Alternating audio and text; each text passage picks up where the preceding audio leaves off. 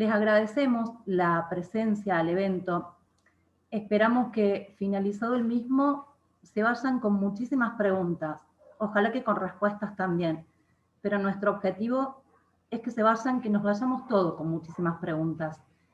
Para ello nos va a ayudar María Esther Pate Palero, a quien le agradecemos enormemente la presencia, la colaboración, y los dejo con ella. Los invito también a compartir sus preguntas, sus dudas, y finalizado el evento las vamos a estar compartiendo.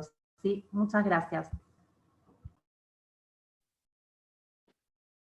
Bueno, muchas gracias, Pau. Muchas gracias a la institución Cervantes. La verdad que para mí es un gran honor estar aquí. Le agradezco también al equipo de comunicación, sobre todo que ha estado muy atento a lo que podía hacer para colaborar.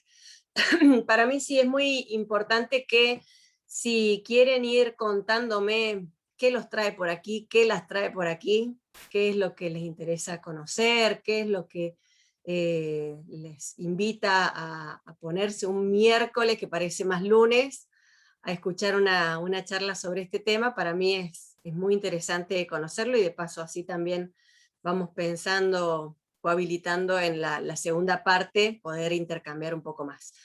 Yo les traía una serie de plaquitas para organizar un poco la exposición. Si ustedes me acompañan, yo quería mostrarles, por ejemplo, yo pensaba, ¿no? Le pedí a Lucas que me esperara un poco para organizar mi charla y terminar de compartirles la exposición, porque hay muy distintas formas de aproximarse a este tema, ¿no? Y en estos últimos años los conocimientos y las preguntas que se va haciendo a la sociedad van mutando permanentemente según el contexto, mucho más en este contexto de pandemia. Y yo decía, la gente que se va a enganchar hoy a esta charla, ¿qué más espera? Porque se habla todo el tiempo, ¿no? Por ahí hay una recurrencia últimamente en la temática que nos pone en el desafío de qué más podemos decir sobre esto, qué más vamos a decir sobre la violencia de género. Y a mí me parece que es importante seguir insistiendo en preguntarnos también y en mirar qué ocurre con este tema, sobre todo porque la realidad es muy abrumadora.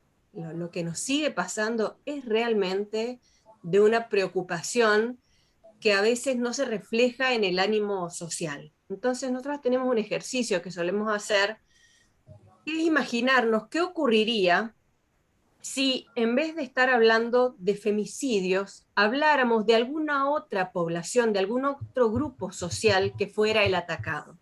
Y hacemos este ejercicio con, por ejemplo, con futbolistas. ¿Qué ocurriría si en vez de tener 92 femicidios en lo que va del año hasta el 30 de abril, fueran futbolistas, por ejemplo, ¿no? Entonces pensar si en vez de esas mujeres que nos resultan anónimas, se tratara de Bebelo Reynoso, de Vegetti, de estos nombres que nos resultan cercanos, conocidos, ¿no? Si se tratara de un grupo social más identificable, si pudiéramos pensar que hay personas en riesgo de todo el país, de distintos lugares, de distintas pertenencias, de distintos clubes en este caso, si pensáramos en que esa cifra afecta a una persona cada 40 horas. Si supiéramos que de acá a 40 horas vamos a tener un nombre más de un futbolista asesinado, ¿no? ¿Cómo nos impactaría eso? ¿Qué pasaría si se tratara, en vez de mujeres anónimas, si se tratara de sacerdotes, si se tratara de remiseros, si se tratara de docentes, de periodistas, ¿no? ¿Qué reacción tendría la sociedad? Yo supongo, sospecho, que habría una reacción muy fuerte frente a esta situación. Sin embargo, se nos van, perdemos, asesinan a 92 mujeres en lo que va del año, y así viene sucediendo desde hace muchos años, y lo único que estamos atendiendo a hacer es a contarlas, ¿no? A preguntarnos qué es lo que pasa, por qué estas mujeres mueren cada 40 horas. Y también nos preguntamos qué tienen en común esas mujeres. Y acá les comparto el listado de las mujeres asesinadas en Córdoba solamente en lo que va del año, ¿no? Gabriela, Ivana, Nilda, Melisa, Liliana, Miriam, Ivana, Emilce, Caterín, y es como si nombrarlas a mí me erizara la piel, ¿no? Son estas 9 mujeres que sobre todo en la primera parte del año nos generó mucha preocupación, porque eran asesinatos muy seguidos, muy cruentos, muy visibles, ¿no? Como de mucha exposición, y lo que sí podemos ver, más allá de las diversas edades, hay un rango de edad, y en casi todos los casos ha estado involucrada su pareja, su expareja, ¿no? Y esto ocurre, como les decía, no solamente en Córdoba, sino en todo el país, y hace mucho tiempo.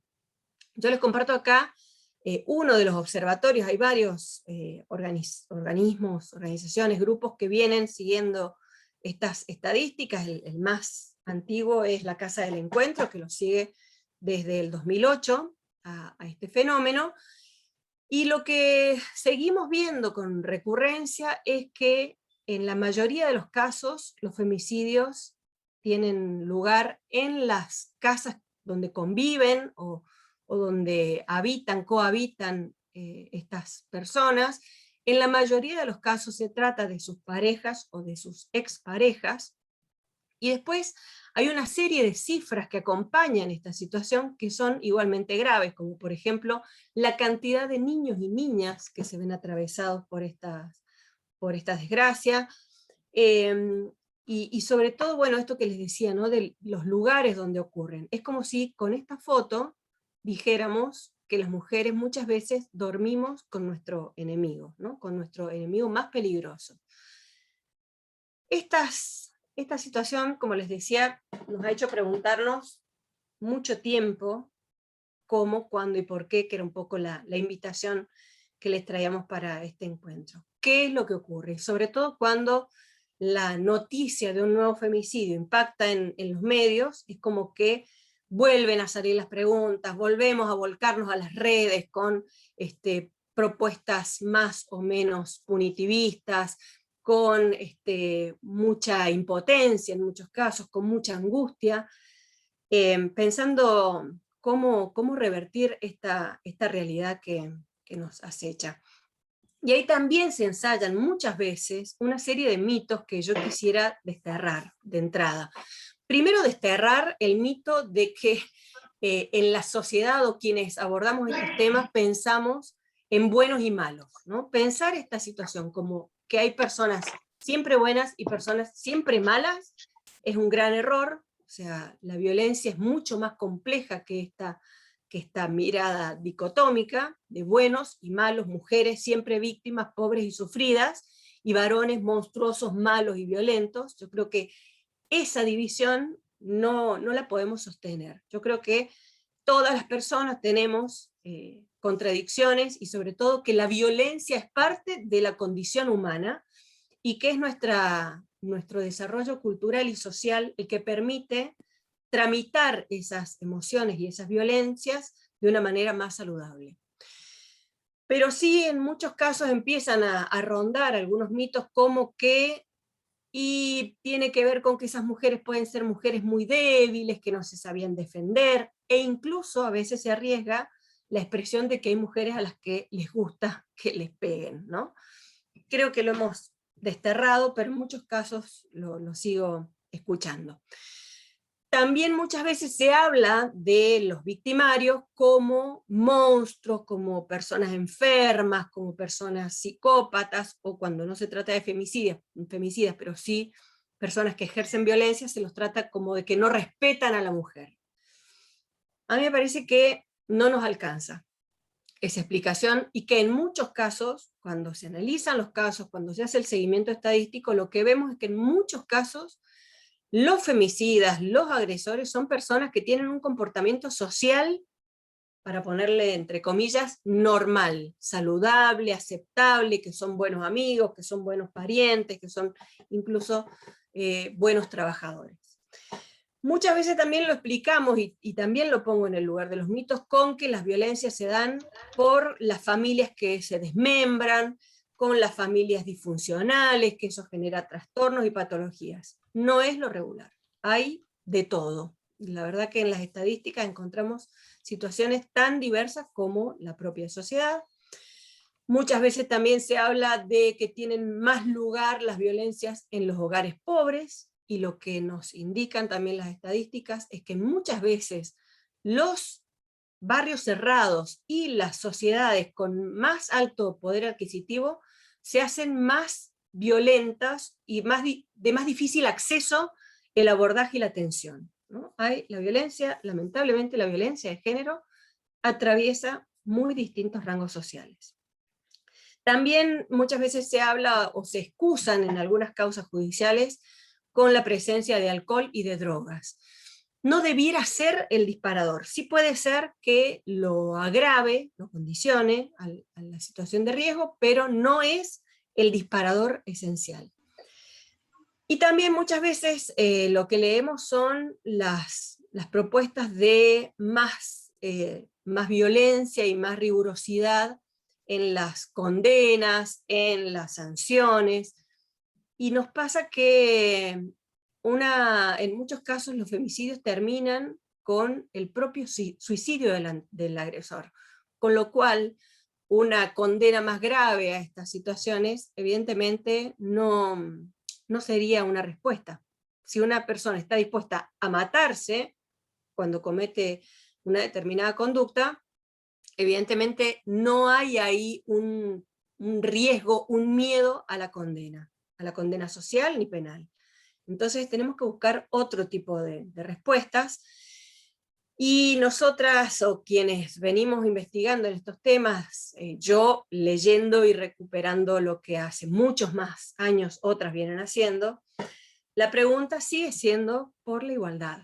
Nosotros como sociedad, como historia de la humanidad, adherimos desde hace mucho tiempo al paradigma de los derechos humanos, considerando que las sociedades democráticas y que consideran que todas las personas tienen los mismos derechos, son por ahora las sociedades que mejor se pueden desarrollar. Sigue siendo todavía la democracia la mejor respuesta para la convivencia social, salvo que conozcan a ustedes alguna otra que me puedan sugerir. Pero hasta ahora el consenso mundial, universal, a partir de la Carta de los Derechos Humanos, ha convenido que la mejor convivencia, la convivencia más saludable y de mejor desarrollo, es la de la democracia, donde todas las personas tenemos los mismos derechos. Pero esta pregunta tan simple, que a veces parece que pudiéramos responder de perogrullo, en la práctica muchas veces se transforma en una igualdad formal, ¿no? Que en la práctica, en los hechos, en cómo nos comportamos, cómo pensamos, cómo nos relacionamos, no ocurre de la misma manera, y por eso las distintas legislaciones de nuestro país y a nivel internacional también, van todo el tiempo tratando de fortalecer esa idea de igualdad, en este caso entre varones y mujeres, lo vamos a poner inicialmente. Entonces, tenemos que volver a mirar estas personitas que somos, que cuando nacemos, ustedes si ven ahí la imagen, pueden pensar que estas dos personitas son iguales, y sin embargo, hay algo que las está ubicando en un color o en otro. De una manera absolutamente arbitraria están puestas allí, pero seguramente quienes estén mirando esta imagen van a suponer un género para cada una de estas personas, ¿no? Acompáñenme, quizás me pueda equivocar, pero sospecho que ustedes, como yo, pensarán que la bebé, el cuerpito que está del lado rosa, pareciera más una bebé nena, y del lado celeste más un bebé varón. Son todas convenciones, arbitrariedades, porque en realidad lo único que podría corroborar cuál es el género y el sexo de ese bebé sería lo que tiene entre las piernas. Vamos a hablar por ahora en clave de sexo, para referirnos a su biología, ¿no? Lo que vamos a poder detectar con una mirada que tenga que ver con lo físico, con el análisis de sus patrones físicos, va a tener que ver con su sexualidad, y eso solamente se podría analizar o mirando qué tienen entre las piernas estos bebés, o bien con análisis biológicos de sus genes y de sus hormonas. Pero yo les voy a presentar ahora un videíto en el que quisiera que ustedes adviertan cómo muchas veces esa identidad tiene que ver con otras cosas. A ver. ¿Me dicen si escuchan bien? Sí, Sí, se ahora escucha sí bien. bien. Sí, se escucha Sí, bien. se escucha. Perfecto. Bueno, vamos entonces. ¿Yo? Sí, Sí. ¿Nervios? la primera vez. 3 hijos. 14 Gabriel y 9 Camila. Manuela de 6 y Juan Pedro de 3. 7 hijos. Bien, bien. Va a ser como fue la de todos, la mayoría de los varones, me imagino. El macho es el macho. Vos lo ves con los amigos, con los compañeros, una bomba de tiempo. Ah, tiene su noviecita en la escuela. Sí. Sí, el hombre como que tenemos eso de que, bueno, a ver, si son muchas, arriba. Para mí va a estar con las mejores minas, ¿viste?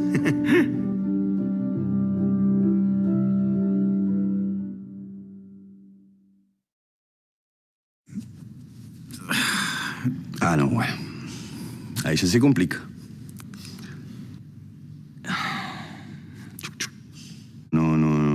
No, todavía no. Déjame un par de años más tranquilo así. Ella hasta los 30 sabe que no puede tener novio, así que... Es más difícil. El tema de la nena va a ser más difícil. ¿Qué voy a hacer? ¿Vas a poner un candado? Siempre va a haber 2 o 3 atrás, así como águila. Y bueno, cuando te descuides, te la llevan. Lo que pasa que es como que la nena no me la toquen. Como que la nena la ves como que puede ser más frágil. En sí, creo que todos lo que queremos es que sean felices. Es como toda la sociedad machista, ¿no? El nene sí, que vaya y haga lo que quiera. El balance se va a cuidar sola. No sé si queda bien decir esto de re machista, pero es la verdad.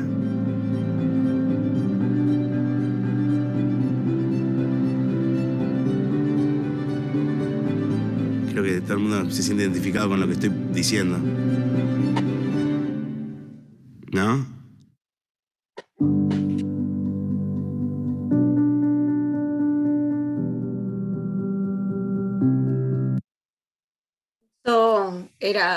Son algunos de los ejemplitos que les traía, y uno más. A ver, ya que salió una vez, vamos a intentar otra. Esperen que cierre este. En este caso también hay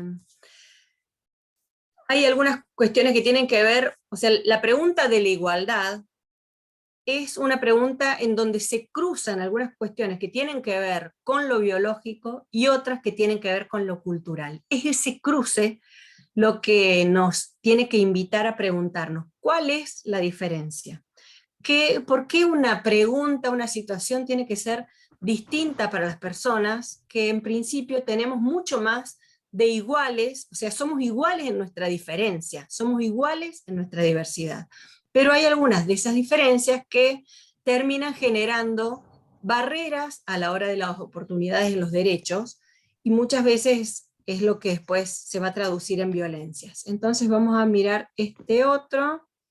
Me confirman si lo pueden ver. Pertenecemos a la misma especie. Se ve y se escucha perfecto. Vivimos en el mismo planeta. Quizás seamos del mismo país. Podemos tener los mismos sueños y recorrer el mismo camino. Tenemos la misma libertad. Soportamos la misma carga. Tenemos las mismas oportunidades y recibimos el mismo reconocimiento. Tenemos la misma meta.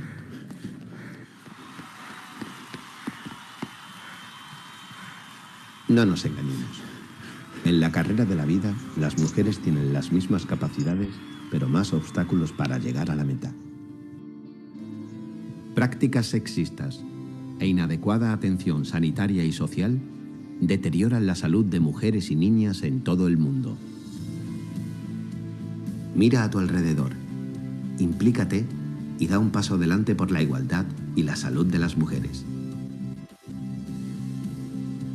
Sin equidad de género, no se puede cumplir el derecho a la salud. Actúa, practica igualdad.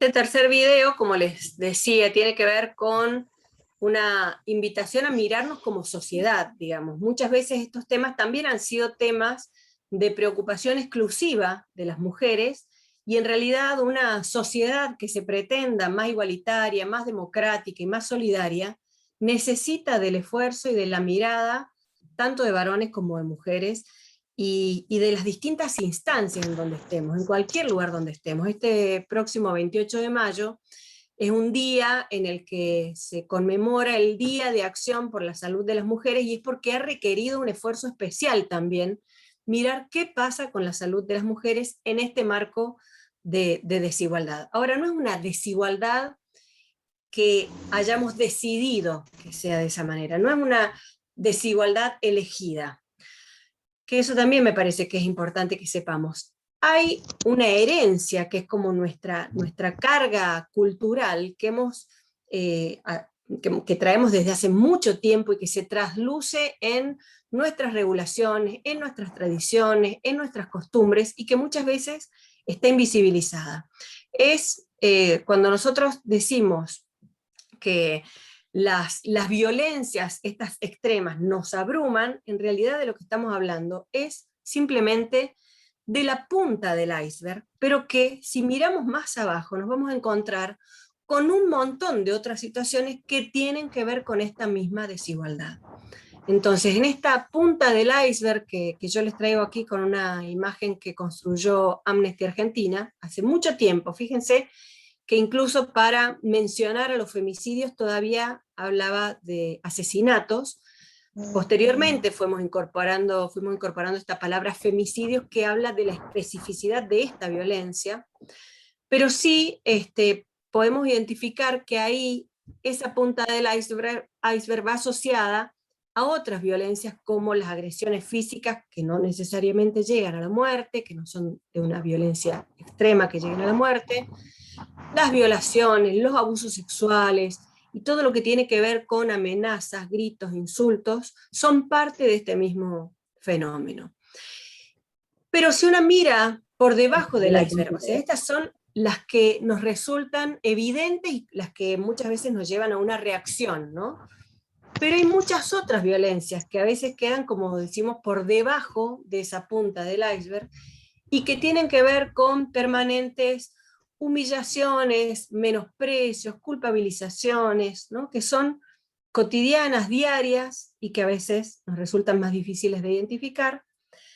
Y mucho más abajo del iceberg, pero que a mí me parece que es lo que de alguna manera explica lo que pasa en todo este esquema, son estas microviolencias, lo que muchas veces les dicen los micromachismos, las violencias simbólicas, las que tienen que ver mucho más con nuestra característica cultural de lo simbólico que con la propia expresión física extrema. Todo esto, lo que está abajo del iceberg, es lo que le da sentido y coherencia a estas actitudes. Cuando se investiga qué es lo que pasa en esta punta del iceberg, lo que encontramos son un montón de otras situaciones coherentes con esa reacción, ¿no? Respuestas de los agresores, biografías atravesadas por una serie de violencias que tienen todas un mismo sentido y una explicación bastante similar. Y esto es a lo que me refería con un patrón cultural heredado, que es una cultura patriarcal. La cultura patriarcal la hemos heredado desde muy antiguo, ¿no? Hay sociedades mucho antes incluso que las sociedades romanas y griegas, que se fueron conformando por una cuestión de supervivencia de esta manera.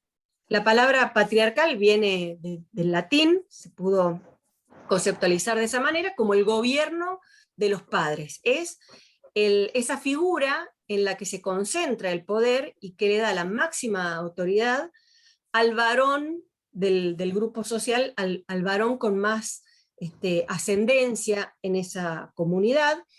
A esa figura le pertenecen todos los bienes materiales, pero también tiene autoridad sobre niños, niñas, mujeres, ancianos y ancianas, ¿no? Es como esa figura del padre, el pater, que es quien decide sobre una comunidad. Ese esquema funcionó como supervivencia durante siglos en nuestra sociedad, pero es una figura que hemos heredado en todas nuestras instituciones, en todas nuestras regulaciones jurídicas y sobre todo en nuestra cultura cotidiana. A veces nos damos cuenta y lo vamos revirtiendo, y estamos precisamente en este tiempo en un proceso de modificación, de desnaturalización de esa figura, pero mucho de lo que nos pasa en relación con las violencias de género tiene que ver con este esquema que hemos heredado y que es muy contradictoria con nuestra decisión de la distribución igualitaria del poder entre varones y mujeres por lo menos. Esta cultura patriarcal establece muy sutilmente, en la mayoría de los casos, roles de género, ¿no? Al tener esta mirada de la sociedad, una mirada que concentra Ahí hay un microfonito que nos está confundiendo, a ver si... No puedo conectar. No hay problema. La cultura patriarcal lo que hace es establecer estos roles de género, que en muchos casos son sutiles, pero son muy estrictos, ¿no? Están muy naturalizados. Se establecen también de manera binaria, digamos, en esto que veíamos al principio, lo rosa y lo celeste, en muchos casos sigue así estricto para algunas formas de vida. Esto seguramente cuando ustedes lo lean conmigo van a advertir que ya hay una movilidad en estos roles, que ya no son de esta manera tan rígida, sobre todo en las generaciones más jóvenes, pero sin embargo seguimos recibiendo mensajes en donde se nos dice que las mujeres somos naturalmente sensibles, naturalmente emocionales, tenemos mejores habilidades para el cuidado y para lo doméstico, y sobre todo, me parece que lo que menos se ha modificado y se renueva en otros formatos es la exigencia respecto de un cierto parámetro de belleza muy estricto y muy arbitrario, hay que decirlo también, y sobre nuestra condición de maternidad, ¿no? Me parece que en general estos dos mandatos son los más difíciles de modificar, y en relación con los varones todavía seguimos recibiendo mensajes, discursividad en relatos, en relatos de libros, de novelas, de publicidades, etc., sobre la fortaleza y la racionalidad de los varones, sobre su condición de riesgo, de valentía. De hecho, podemos advertir que todos los índices relacionados con violencias urbanas, con accidentología vial, tienen que ver en su mayoría con varones. El mayor índice de personas privadas de su libertad tiene que ver con varones, y en muchos casos, en conductas muy tempranas, advertimos esa invitación que le hace la cultura a los varones por demostrar su fortaleza y arriesgarse, ¿no? Este mandato para los varones se transforma desde muy chiquitos en enseñarles a que dominen, ¿no? A que hay un instinto predador que tienen que desarrollar para defenderse y para dominar a sus pares. Hay ahí, por eso, una necesidad de revisar el patriarcado en sus consecuencias para las mujeres, pero también para los varones, como los varones muchas veces también son víctimas de esta misma cultura patriarcal. Entonces, estos roles de género, como les decía, están muchas veces separados de esta manera taxativa por la cultura, y muchas veces, como también advertíamos en las cifras, se transforman en formas de vinculación entre personas en relaciones interpersonales que no resultan saludables desde muy temprana edad. Por eso también me interesa que pongamos especial atención a cuando empezamos a vincularnos afectivamente, sobre todo en los noviazgos más tempranos, cómo empezamos a ver que estos roles se empiezan a fijar. Entonces vamos a mostrar un videito más. A ver. One more. I'll call you tomorrow. I'm gonna be home a little late tonight. Okay. How late? 12, maybe 1. 12. Okay. All right. I guess just call me when you get home. Okay.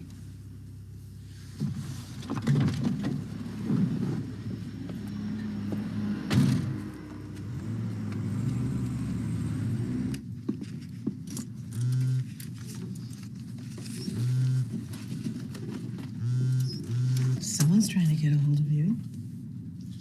Yeah.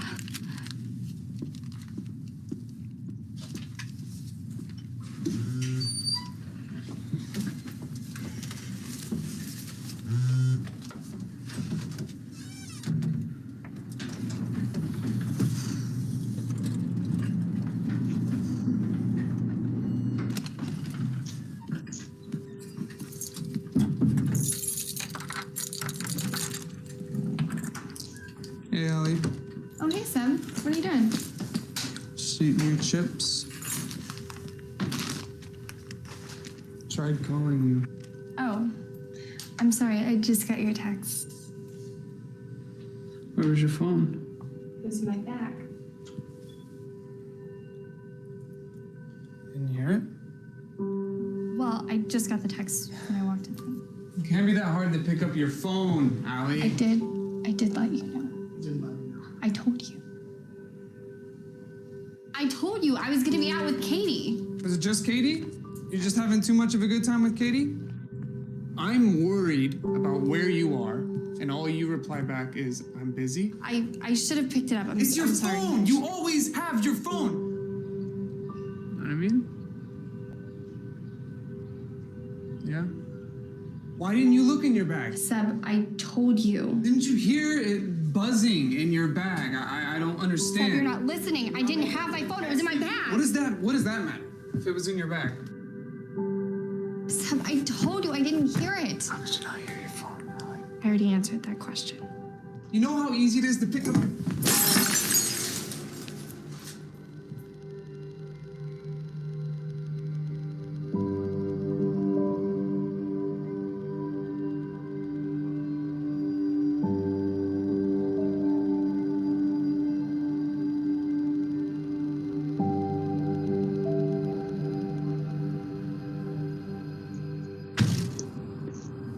I just want to apologize for tonight.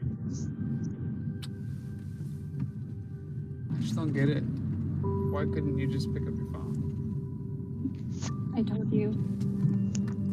You're overreacting, Seb. Allie, I'm not overreacting, okay? Yeah, it's not that big a deal. It is a big deal. That's the problem. It doesn't make sense, Allie. That doesn't make sense. I'm so sorry. It'll never happen again. I'm so sorry.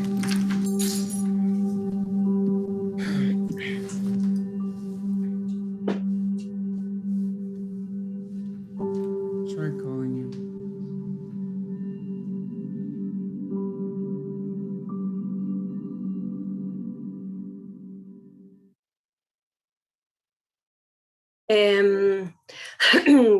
Quizás conozcan alguna situación como esta. Yo la verdad es que lamentablemente conozco a diario, más o menos grave. El video está contado como un laberinto, por eso a veces las secuencias no son lineales en el relato audiovisual, pero sí es esta sensación de permanentemente volver a los mismos cuestionamientos, a las mismas respuestas.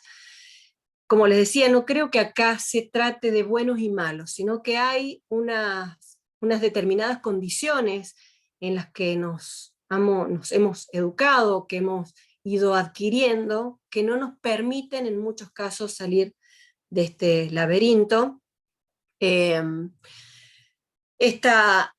Particularmente esta este video nos cuenta sobre algo que es bastante habitual, que son los círculos de violencia. Muchas veces tienen un poco esta característica de empezar con algunas expresiones que tienen que ver con el control, con la inseguridad.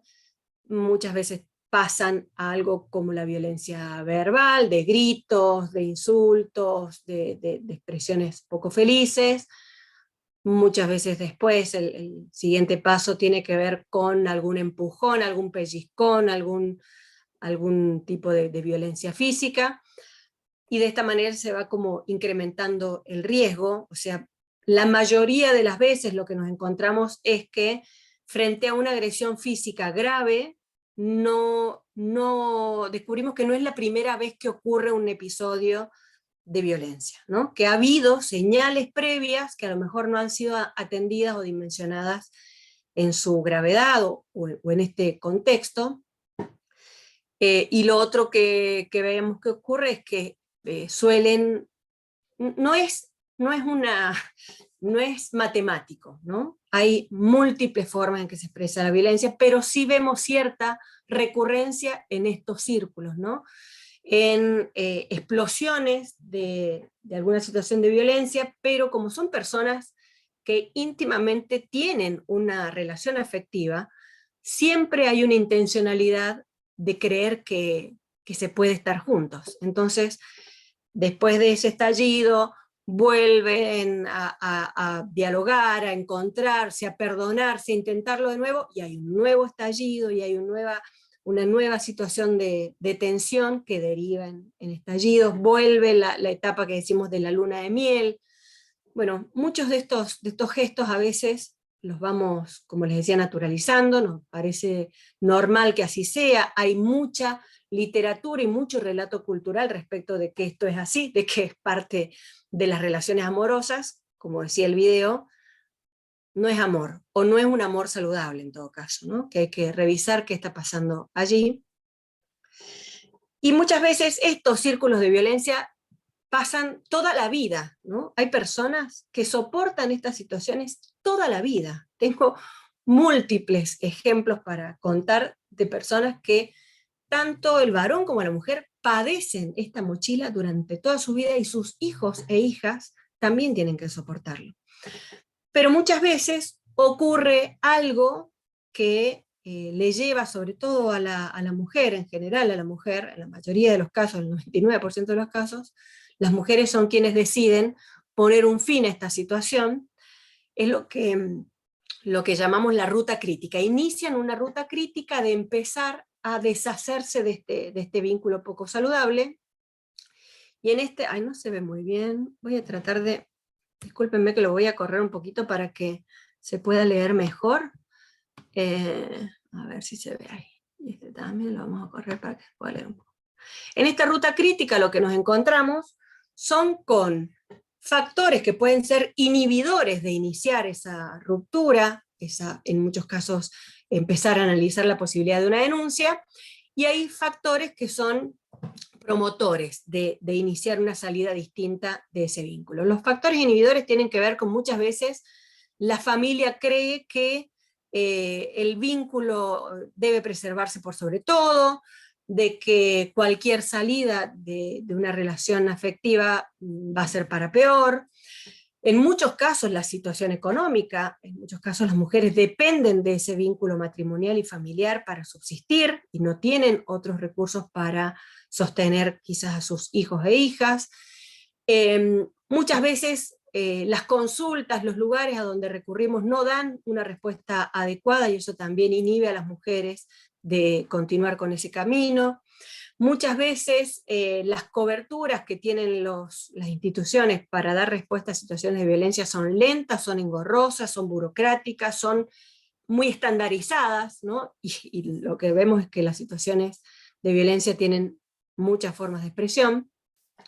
Y por otro lado también los contextos sociales con historias de violencia. Las personas que han vivido en situaciones de violencia toda la vida reproducen eso mismo, y esa herencia no ayuda a tomar una decisión de salir. Eso en cuanto al contexto, pero también hay cuestiones que tienen que ver con las propias condiciones personales, individuales de cada persona.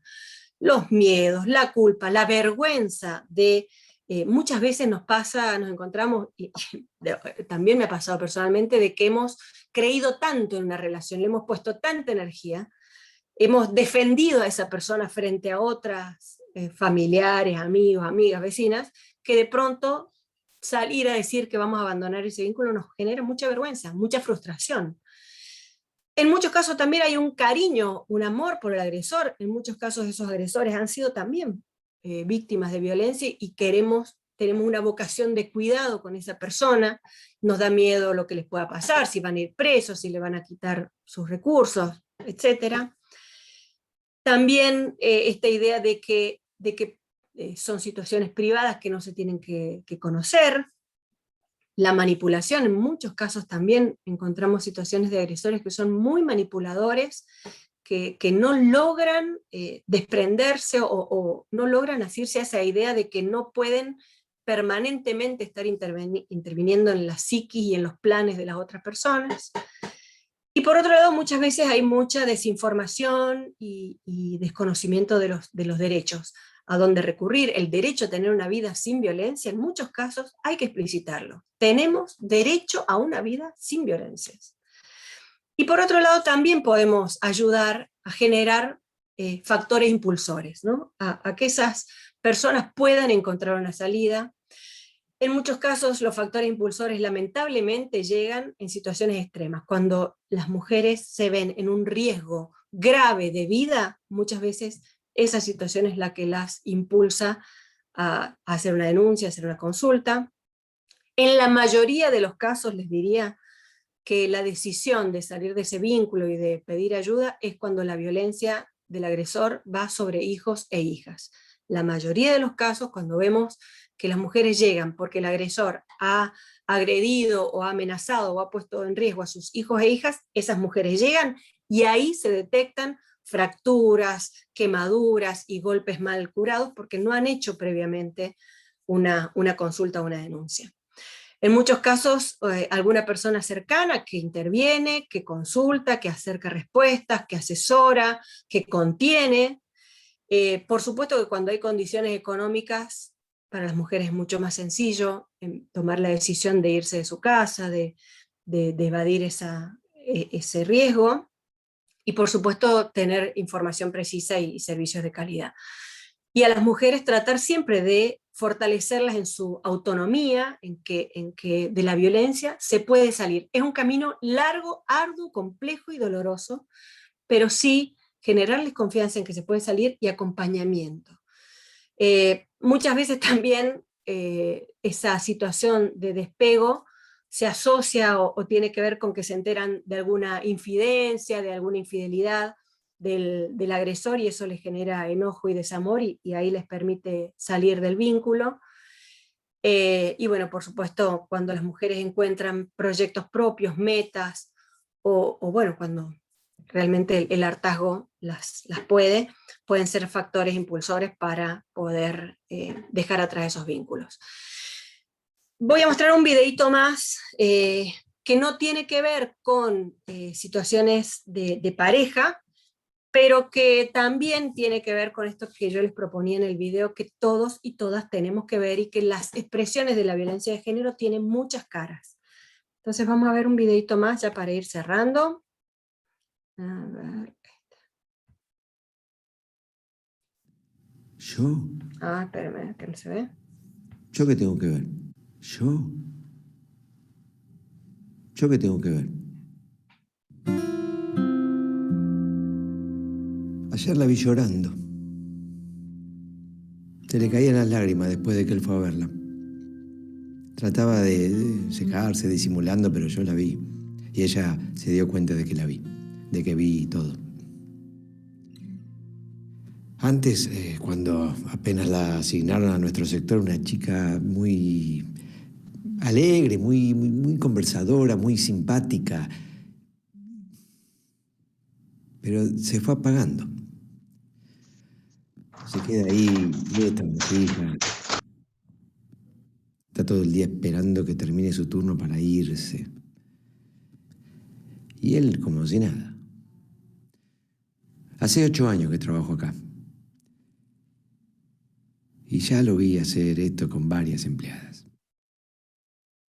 Todos sabemos que es un pesado con las chicas, es así, él es como, les hace chistes, se hace el gracioso, algún roce cuando pasa, una manito de más. La que puede se va o pide el traslado. Y la que no puede termina enfermándose hasta que la van. Pero yo ayer la vi llorando a esta chica.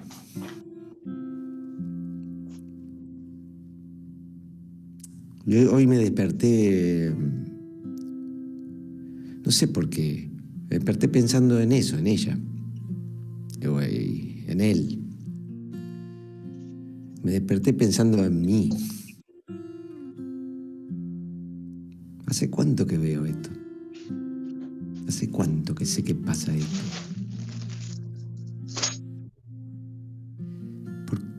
¿Por qué no hago nada? No. Convivo con mujeres que la pasan mal todos los días de su vida en el trabajo por alguien que las acosa. Y no hago nada. Me estaba afeitando cuando pensaba esto.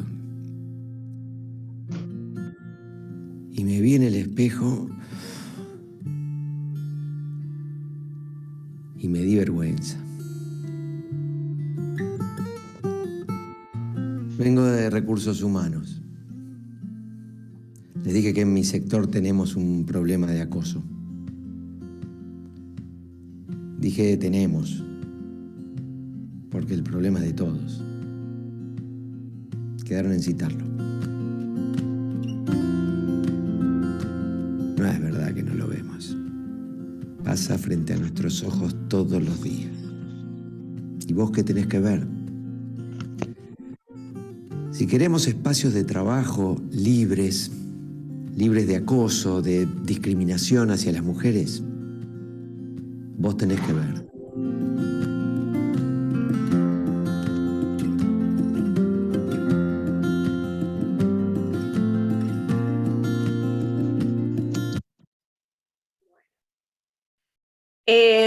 Son, en todos los casos, son situaciones de desigualdad en donde reproducimos estos patrones de comportamiento diferenciados por género. Yo creo mucho en esto que dice el video. Todos y todas tenemos que ver, y lo más importante es poder hablar de estos temas. Hablar, preguntarnos qué nos pasa, preguntar cuáles son las condiciones, cuáles son las situaciones en las que quizás estamos consintiendo, permitiendo que pasen estas cosas. Tenemos una ley que es muy completa, la Ley Nacional 26485, que si tienen oportunidad, mírenla, léanla, porque la verdad que ahí se hizo un trabajo de poder describir y definir cada tipo y cada modalidad, cada tipo, o sea, cómo se describe esa violencia, y cada modalidad, que es cómo, en qué lugares, en qué ámbitos suele ocurrir. Y en Córdoba se ha dispuesto un mecanismo que es bastante novedoso respecto de otros, que es el Polo Integral de la Mujer, donde se reciben consultas y asistencia durante todos los días del año, a toda hora, con sus limitaciones, porque las instituciones y el Estado somos las personas, y muchas veces nos puede pasar que las respuestas no son como quisiéramos. Ustedes, la institución Cervantes es una institución y sabe que muchas veces las respuestas no son unívocas. Cada una en su lugar sabrá que tenemos nuestros días. Bueno, el Estado es muy complejo, mucho más complejo. Entonces, me parece que es importante saber que ese recurso está, que el Estado lo ha puesto a disposición de la ciudadanía, y que por eso es importante conocerlo y exigirlo. En general, cuando las personas llegan al polo, llegan en condiciones de mucha angustia, de mucha ansiedad, de mucho enojo en muchos casos, por lo tanto siempre es recomendable que las personas no vayan solas, que vayan acompañadas, que haya más de un ojo para ver, más que un par de orejas para escuchar, tomar nota, repreguntar, sacarse todas las dudas. Todo eso es mejor cuando las personas están acompañadas. Muchas veces las personas llegan con sus hijos e hijas, hay allí una salita donde los chicos pueden quedarse, es importante pedirla, pero a su vez tener claro que el polo es una institución del Poder Ejecutivo. Allí mismo, en el mismo edificio, funcionan dos unidades judiciales, una para delitos sexuales y una para violencia de género. Las denuncias se hacen en las unidades judiciales, no necesariamente en el polo. En el polo están abiertas las 24 horas, pero en cada región hay unidades judiciales donde se debe radicar la denuncia. Pero eso es un camino que tiene que ver con cuando las violencias son delitos. Hay un montón de otras violencias que no siempre son tipificables como delitos y que es importante consultar y averiguar qué tipo de acompañamiento puede hacer el Poder Ejecutivo, el Estado provincial, y en muchos casos también la denuncia a la unidad judicial no es la mejor estrategia de entrada, ¿no? Entonces, tiene que ser una cosa combinada entre este asesoramiento, esta consulta, y lo que se vaya decidiendo hacer a nivel judicial. Hay muchos más temas para hablar de este iceberg que yo les mostraba, hay un montón de temas que podríamos profundizar. Yo quería ofrecerles en este caso una primera aproximación. Podemos hablar de los acosos, podemos hablar de las diferencias de femicidio y feminicidio, que es una pregunta que muchas veces sale, de todo lo que tiene que ver con la trata y la prostitución, de las violencias sexuales que tienen también especificidades, de las violencias económicas, obstétricas, psicológicas, todo lo que tiene que ver con los medios, y el simbolismo que en muchos ámbitos de la publicidad y de la educación reproducimos, todo lo que tiene que ver con diversidad sexual es todo otro campo para que charlemos, por supuesto masculinidades y lenguajes que están hoy como en la cresta de la agenda. Son muchos los temas que podríamos abordar, pero que todas tienen que ver con esta desigualdad que nos mostraba el iceberg de la violencia. Yo voy dejando por acá para que tengamos un ratito de conversar, de que me hagan preguntas. Veo ahí algunas cosas en el chat y quizás Lucas o el resto de la gente pueda contarme si hay algún tipo de consultas. Tengo que dejar de compartir. Ahí estoy. Y si les parece, Romy y Mica te van trasladando las preguntas. Antes de eso, bueno, Pate, agradecerte en nombre de toda la institución y cada uno de los que estamos presentes. Estoy seguro que todos, porque me van llegando mensajes, tienen la misma sensación que yo.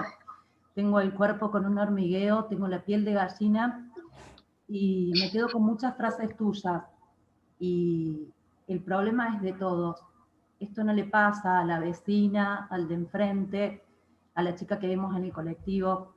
El problema es de todos, y todos nosotros también somos la respuesta. Así que como institución estoy más que agradecida de abrir esta oportunidad para que nos escuchemos, para que abramos los ojos. Así que ahora los dejo con Mica y Romy, y bueno, aquel que nos ha hecho la pregunta todavía tiene unos minutitos para hacerla, ¿sí? Muchas gracias. Bien, yo también me sumo, bueno, al agradecimiento de Paola. La verdad que, bueno, es un tema que nos moviliza a todos. Y con respecto a eso, yo me preguntaba, porque siempre decimos, bueno, que la sociedad, bueno, tiene esta mirada acerca de los roles. Bueno, yo me hago cargo de que yo también tengo esta mirada. Me parece que esta charla sirve para eso, para no solamente la sociedad, sino como yo me tengo que hacer cargo. Entonces, quería consultar cómo hacer para deconstruir estos roles asignados socialmente. ¿Cómo hago yo, que los tengo también incorporados, cómo hacer para deconstruirlos? O empezar a deconstruirlo, porque es un proceso largo, ¿no?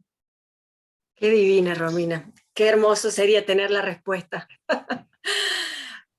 A mí me parece que es el ejercicio de la pregunta. ¿Viste en el video de la primera vez, de cuál es la diferencia? yo creo que es el ejercicio permanente de preguntarnos si reaccionaríamos igual frente a las cosas. Y tampoco creo que haya respuestas fijas. O sea, yo te digo, yo por lo menos debe hacer 15 años que trabajo en estos temas. Tengo 2 hijos, un hijo y una hija, y ellos muchas veces me dicen, mamá, o sea, es muy fuerte el mandato cultural, y a su vez el contexto, a ver, el machismo es muy funcional, porque es muy predecible, entonces es un muy buen negocio sobre todo. Y por eso también muchas veces encuentra formas de reactualizarse, y vos ves por ahí en las redes, yo veo mucho en las redes, cosas que son súper modernas, súper actualizadas, pero que reproducen estos mandatos. Entonces, me parece que es el ejercicio de mirar en clave de igualdad. Y la pregunta siempre nos ayuda. Si invertimos de varón a mujer o de mujer a varón, si es igual, si reaccionaríamos igual o no. Con esa pregunta yo creo que empezamos a avanzar.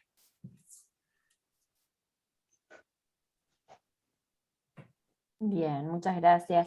Ahora vamos a empezar a leer, bueno, las preguntas que tenemos acá en el chat. Mica, no sé. Bueno, empiezo yo. Yo también me sumo también a lo que dijeron las chicas, a mí me parece re importante tocar el tema, realmente sí, también lo sentí un montón. Me parece que escucharlo nos hace falta a todas, así que voy a arrancar con, no voy a leer mi pregunta, pero sí voy a leer la de Cintia Buda, que dice: buenos días, mi pregunta es, ¿cómo podemos abordar este tema con nuestros pares varones, ya sea pareja, amigos, compañeros de trabajo? No me pasa con las mujeres, coincidimos casi al 100% cuando hablamos sobre sexismo, pero con los hombres siempre terminamos peleando, porque ellos no entienden o no quieren entenderlo. Qué hermosa la pregunta. Mi experiencia es que muchas veces los varones se sienten atacados, ¿no? Se sienten prejuzgados. Y yo entiendo que en muchos casos tenemos muchos compañeros varones que tienen muy buena intención y que a veces no saben cómo. Sobre todo porque durante siglos se les ha enseñado una forma de vivir y no les hemos dado patrones alternativos. Nosotras, desde la Edad Media, tenemos mujeres que vienen, vamos a poner unas comillas, rompiendo para ocupar los espacios que les eran vedados. O sea, desde Christine de Pizan en la Edad Media, hasta Olympe de Gouges, un día podríamos hablar de todas esas mujeres de la historia que fueron rompiendo. Olympe de Gouges, en la Revolución Francesa, cuando presentan Le Cahiers de Droit, que son los cuadernos de derechos de la Revolución Francesa, donde se empezaba a hablar de esta igualdad, fraternidad y libertad, Olympe dice, pero acá no están hablando de la desigualdad con las mujeres. Entonces ella empieza a escribir los cuadernos de derechos de las ciudadanas. Bueno, le costó la cabeza, a los 2 años fue guillotinada. Pero como esas mujeres tenemos un montón, o sea, Mary Wollstonecraft, la mamá de Mary Shelley, la escritora de Frankenstein, o sea, hay un montón de mujeres todo el tiempo reclamando. Si ustedes ven Mariquita Sánchez de Thompson, ahora que pasó el 25 de mayo, otra mujer que discutía mano a mano con Belgrano y con otros patriotas, todo el tiempo mujeres tratando de correrse de ese lugar que les asignaba el patriarcado. Los varones no tienen muchos ejemplos. Los varones de las masculinidades alternativas que en general se han difundido son masculinidades más asociadas a otras orientaciones sexuales, ¿no? Entonces me parece que ahí hay una construcción que va a tener que hacer esta generación. Por primera vez, la generación, yo creo que a nivel mundial, se está preguntando cómo ser varones de una manera que no sea dominante. Y también quiero decir, porque seguramente debe estar en alguna cabeza preguntándose, que las mujeres muchas veces ejercemos también conductas patriarcales, que esta forma de empoderarse dominando a sus pares, también en muchos casos han sido formas en que las mujeres hemos podido acceder a lugares de poder, y que revisar eso también es una deuda de las mujeres. Tener igualdad, tener vínculos saludables tiene que ver también con mirarnos de una manera igualitaria, mujeres y varones.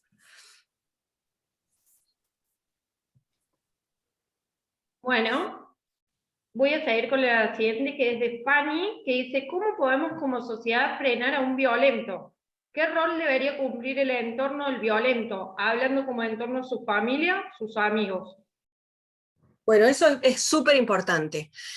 Nos pasa todo el tiempo que estamos muy ocupadas en preservar a las mujeres, ¿no? Y se han empezado a armar, el Polo convocó ya hace como 3 o 4 años a una formación en acompañantes comunitarias, entonces ha habido ahí una gran cantidad de mujeres. Se abre la diplomatura en estos días, ¿no? Están ya inscribiendo para la diplomatura para la formación de acompañantes en violencias de género.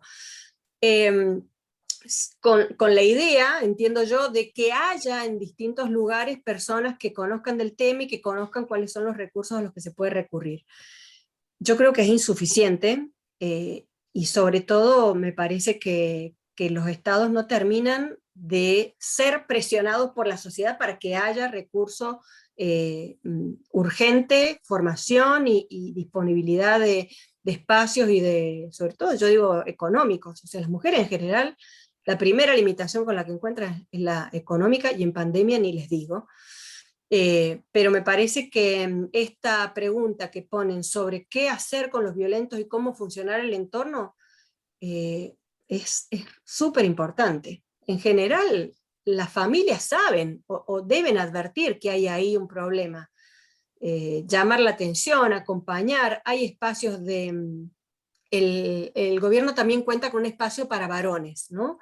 Varones en situaciones de violencia, y pueden consultar allí, y hay en algunos casos tratamiento que está indicado por la justicia. Cuando un varón es denunciado y se le imponen órdenes de restricción, la justicia le obliga a concurrir a ese centro para hacer algún tipo de terapia. Pero también hay espacios voluntarios, donde conozco que concurren, son como terapias grupales. No sé si vieron, hay una película que se llama Te doy mis ojos, una película vieja española, donde se muestra ese tipo de abordaje que se desarrolló en España, muy interesante, donde los varones hacen terapia grupal y hablan de ese trámite de la emoción violenta, cuándo ocurre, qué sienten, cómo detectarla y anticiparse a sus explosiones.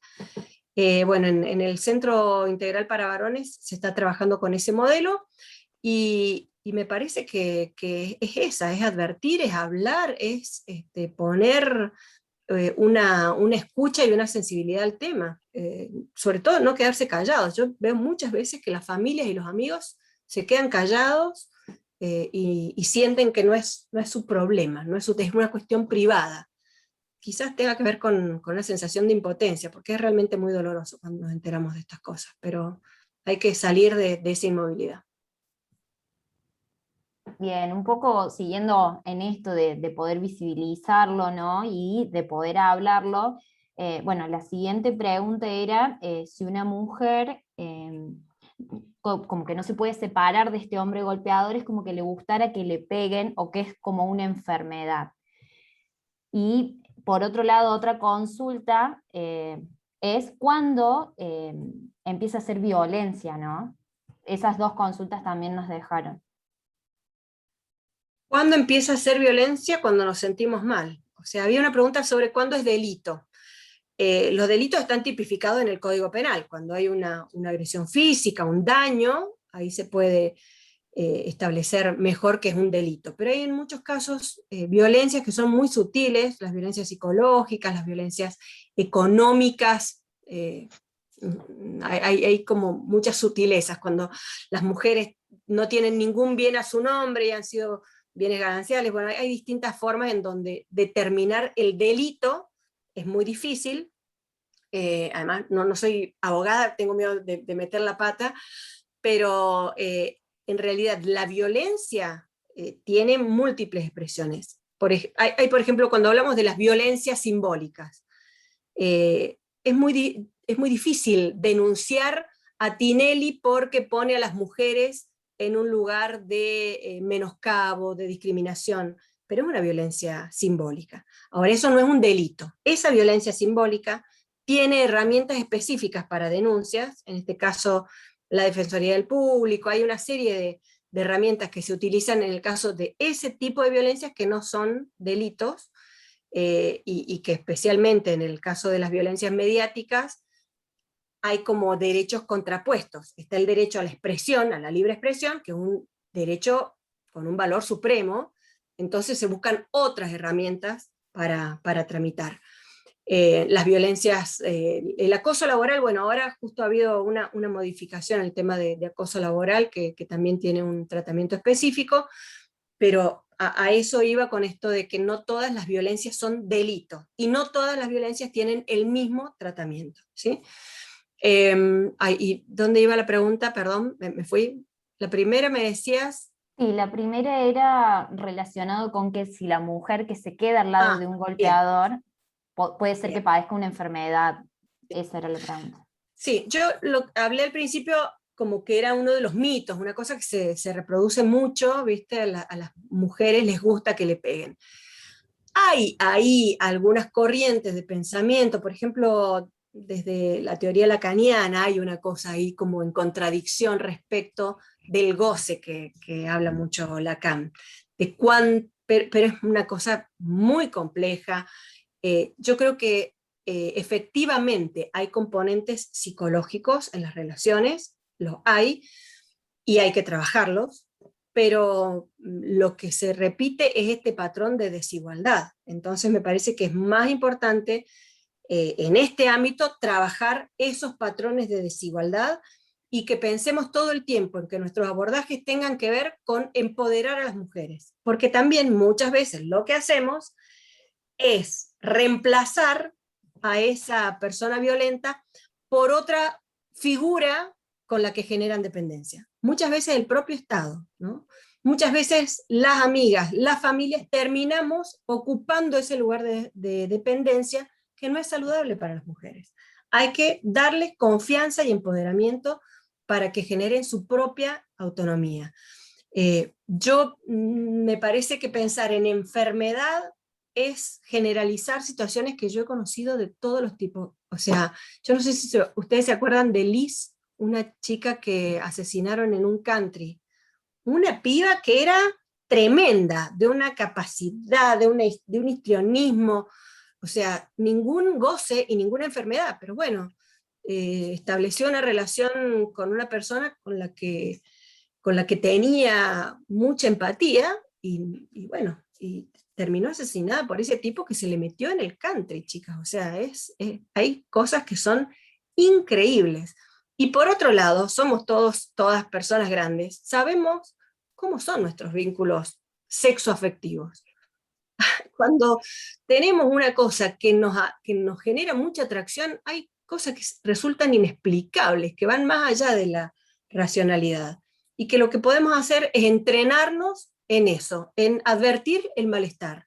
Cuando hay un malestar, cuando hay algo que no nos cierra, que nos incomoda, que nos pone mal, hay que hablarlo. Por ahí con la propia pareja, hay que empezar a hablarlo. No nos guardemos cosas. Hay mucho ahí en el medio que tiene que ver con el consentimiento, que en lo que no nos han educado. Nuestra generación no nos educaron en el consentimiento. ¿Qué nos gusta? ¿Qué nos da placer? ¿Cuándo y cómo? Tengo otro videito, después búsquenlo, porque no sé si hay tiempo. Hay un videito que habla del consentimiento como si fuera tereré. Bueno, eso lo trabajamos un montón con los adolescentes, porque poder decir qué nos gusta, cuándo, cómo, es un entrenamiento que nos va a llevar algunos años.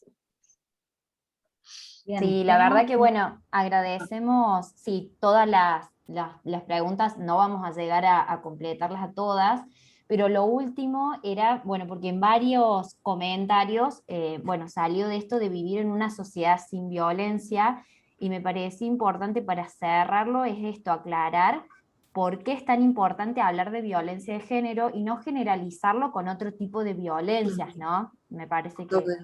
Está bueno, sí. En realidad la violencia es una pregunta de la sociedad en múltiples ámbitos, en muchos espacios. La violencia urbana es una cosa que nos preocupa diariamente, la violencia en la escuela, la violencia en la cancha de fútbol. O sea, lamentablemente somos una sociedad que se tiene que estar preguntando todo el tiempo por la violencia. Yo creo, pero esto es una posición casi, les diría, política, que gran parte de las violencias están basadas en la desigualdad, en distintas desigualdades.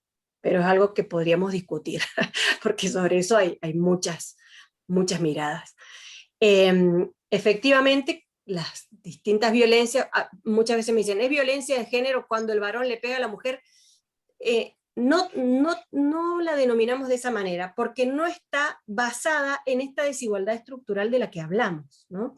Es otro tipo de violencia. Y también lo que vemos es que muchos varones que llegan al centro de varones, es un centro que atiende varones en situación de violencia, o sea, pueden ser víctimas o victimarios.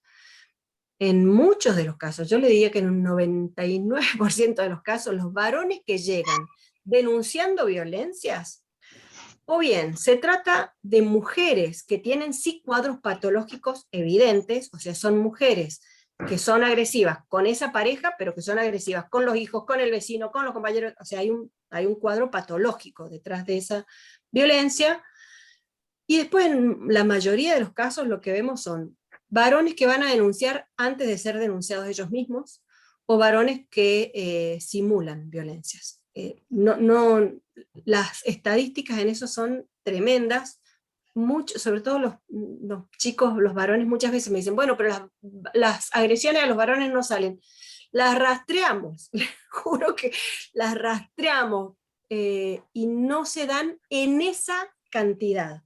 ¿Que existen mujeres violentas? Claro que sí. Ahora, las razones por las que se dan esas conductas no son las mismas que tienen como protagonistas los varones. Entonces, es entender esa dificultad y esa complejidad y esa especificidad que tiene este tipo de violencia. Podemos seguir hablando un montón más, pero no quiero aburrir. No, sí, la verdad que, bueno, todas las preguntas son súper interesantes. Yo estoy tratando de unificarlas. Y por último, te quería preguntar, ¿cómo poder ayudar a una mujer que sufre violencia y no lo admite? Más que nada, me parece interesante esto, de poder reconocerlo y también de tener nosotros herramientas para poder ayudarlos. Es brindarle espacios de alivio, que podamos ofrecerle espacios de disfrute, de fortaleza. Hay mujeres, nos pasa mucho, mujeres que se las asiste, que se les ofrecen salidas y siguen eligiendo quedarse con esa pareja violenta, agresiva. No es obligatorio, ¿no? O sea, eso también es parte de la libertad de las personas y muchas veces es muy doloroso. Nos pasa por ahí con familias que nos dicen, bueno, imagínate lo que es tener una hermana en una situación que vos sabés que es de violencia, de riesgo, y muchas veces hay que aceptar, acompañar con consulta, siempre algún intento de que intervenga el Estado está bueno. Nos pasó hace poco de una chica que las amigas fueron a denunciar al polo y se presentó en el hogar una trabajadora social a hacer la consulta y bueno, como un informe de situación y ofrecer asistencia. Muchas veces esas mujeres vuelven con sus vínculos. Entonces es también parte del desafío, pero sí me parece que en todos los casos vale bien la pena que tengan un espacio de escucha sin juicio, ¿no? Porque eso también ahí nomás juzgamos. De escucha, de acompañamiento, de sensibilidad y de placer, de disfrute, porque también en muchos casos ofrecemos estos espacios, bueno, entonces hagamos en el barrio un taller de violencia, y las mujeres que sufren violencia no van a ir a hablar de lo que no quieren hablar. Entonces, hagamos espacios de danza, de baile, de charla de vecinas, de alivio de los chicos, de los hijos e hijas, pensar mucho esos espacios que puedan bajar un poco el nivel de tensión con el que cotidianamente tienen que convivir. Bien, el objetivo inicial era que nos quedásemos con muchísimas preguntas. Créeme, Pate, que eso pasó, está pasando. Es una pena no disponer de muchísimo más tiempo, pero como decía en un inicio, esta es la primera de una serie de charlas y eventos que Institución Cervantes se compromete, y nos comprometo a todos los que estamos acá. Está nuestra directora general, nuestro secretario académico, está Magali Guzmán, la responsable del área comercial. Les agradezco a ellos tres, a cada uno de ustedes, y de sobremanera a los chicos que hicieron esto posible, esta realidad virtual que hoy estamos viviendo. Un agradecimiento enorme a Agustín Landó, que está con el departamento técnico, y a Lucas Abrán, con quien interactuaste y nos solucionó varios de los problemitas. Pate, en lo personal, muchísimas gracias, ha sido un placer escucharte, conocerte. Sos de las personas que transmiten calidez. Es muy lindo hablar con vos, sentí mucha empatía de tu parte, y eso es muy bueno que nos generemos entre las mujeres, entre los hombres, entre los compañeros de trabajo y demás. Así que más que agradecida, quisiera trasladarle a todos ustedes, bueno, las consultas que han quedado, pero ahí van a estar pendientes. En breve vamos a subir también todo lo que fue la charla a nuestros canales institucionales para que lo puedan compartir. Les deseo que tengan un excelente día y muchísimas gracias a todos. Yo, para despedirme, agradecerles nuevamente, que la verdad siempre es un placer. Las preguntas han sido muy, muy finas, muy acertadas, así que bueno, me alegro de que haya servido. Decir que me pueden buscar en redes si quedaron cosas que por ahí he visto así medio a las apuradas, y bueno, ahí estoy en redes para contestar. Recuérdenme que son de este espacio, porque hay veces que ando por varios, y también de pasar el chivo de que yo estoy todos los sábados a la siesta en un programa de radio que se llama Mujeres que Mueven el Mundo, donde abordamos muchos de estos temas. Es el programa de radio del programa de género de la Universidad Nacional de Córdoba. También hicimos un ciclo de televisión que está en YouTube y que tiene un montón de entrevistadas, que tuve un honor enorme de conversar con ellas, así que también pueden buscarlo por ahí, más material si les interesa. Y hacemos con unas compañeras una revista digital que se llama El Tajo, que estamos terminando de cocinar estos días, tratando de tener también una mirada de género desde Córdoba. Así que invitadas, invitados a seguirnos. Y muchas gracias, un gran placer haber compartido este tiempo. Gracias, gracias a todos. Por último, antes de despedirnos, les quería comentar en el chat, hay una encuesta que le pido que, bueno, a todos los que participaron la puedan completar. Así que bueno, muchísimas gracias.